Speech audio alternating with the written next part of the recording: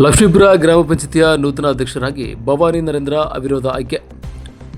ಹೌದು, ಸಾಲಿಗ್ರಾಮ ತಾಲೂಕಿನ ಲಕ್ಷ್ಮೀಪುರ ಗ್ರಾಮ ಪಂಚಾಯತಿ ಅಧ್ಯಕ್ಷ ಸ್ಥಾನಕ್ಕೆ ಇಂದು ನಡೆದ ಚುನಾವಣೆಯಲ್ಲಿ ಭವಾನಿ ನರೇಂದ್ರ ಅವರು ಅಧ್ಯಕ್ಷರಾಗಿ ಅವಿರೋಧವಾಗಿ ಆಯ್ಕೆಯಾದರು. ಹಿಂದಿನ ಅಧ್ಯಕ್ಷೆ ಮಣಿಲಾ ಮಂಜುನಾಥ್ ಅವರ ರಾಜೀನಾಮೆಯಿಂದ ತೆರವಾಗಿದ್ದ ಸ್ಥಾನಕ್ಕೆ ನಡೆದ ಚುನಾವಣೆಗೆ ಭವಾನಿ ನರೇಂದ್ರ ಮಾತ್ರ ನಾಮಪತ್ರ ಸಲ್ಲಿಸಿದರು. ಬೇರೆ ನಾಮಪತ್ರಗಳು ಸಲ್ಲಿಕೆಯಾಗದ ಕಾರಣ ಚುನಾವಣಾಧಿಕಾರಿ ಮಲ್ಲಿಕಾರ್ಜುನ ಚುನಾವಣಾ ಪ್ರಕ್ರಿಯೆ ಪೂರ್ಣಗೊಳಿಸಿ ಅವಿರೋಧ ಆಯ್ಕೆ ಪ್ರಕಟಿಸಿ ಭವಾನಿ ನರೇಂದ್ರ ಅವರಿಗೆ ಅಧಿಕಾರ ವಹಿಸಿಕೊಟ್ಟರು.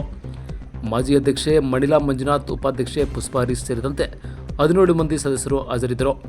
ನೂತನ ಅಧ್ಯಕ್ಷರಾದ ಭವಾನಿ ನರೇಂದ್ರ ಅವರು ಮಾತನಾಡಿ, ಅವಿರೋಧ ಆಯ್ಕೆಗೆ ಸಹಕರಿಸಿದ ಎಲ್ಲ ಸದಸ್ಯರಿಗೆ ಅಭಿನಂದನೆಗಳನ್ನು ಸಲ್ಲಿಸಿದರು.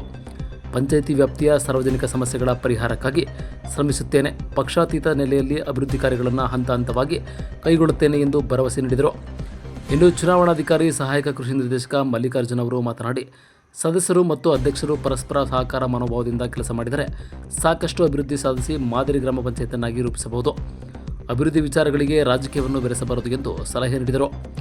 ಗ್ರಾಮ ಪಂಚಾಯತಿಯ ಅಭಿವೃದ್ಧಿ ಅಧಿಕಾರಿ ಷಡಕ್ಷರಿ, ಕಾರ್ಯದರ್ಶಿ ಎಸ್ಬಿ ಮಾದೇಗೌಡ, ತಾಲೂಕು ಪಂಚಾಯತಿ ಮಾಜಿ ಅಧ್ಯಕ್ಷರಾದ ಸಣ್ಣಪ್ಪ, ಮೈಸೂರು ಜಿಲ್ಲಾ ಗ್ರಾಮಾಂತರ ಸಹಕಾರ ವಿಭಾಗದ ಉಪಾಧ್ಯಕ್ಷ ಚಿಕ್ಕನಾಯಕನಹಳ್ಳಿ ನರಸಿಂಹೇಗೌಡ, ಗ್ರಾಮಾಂತರ ಸವಿತಾ ಸಮಾಜದ ಕ್ಷೇಮಾಭಿವೃದ್ಧಿ ಸಂಘದ ತಾಲೂಕು ಅಧ್ಯಕ್ಷ ಬಳ್ಳೂರು ಗೋವಿಂದ, ಲಕ್ಷ್ಮೀಪುರ ಸೈಯದ್ ಅಹಮದ್, ಇನ್ನೂ ಸದಸ್ಯರಾದ Krishna Balluru, MS Bharathi Mahadev, Gowramma Venkatesh, Nitin, Rangegowda Chikkanayakanahalli, Shanthamma Ramaiah, Sundramma Somannachar, Nagaraju, LT Nagendra Lakshmipura, Roopa Manjunath, LM Krishnegowda, Ucchegowda, Papanna, Kalamma Shivanna ಸೇರಿದಂತೆ ಮುಖಂಡರು, ಅಭಿಮಾನಿಗಳು ಹಾಜರಿದ್ದರು.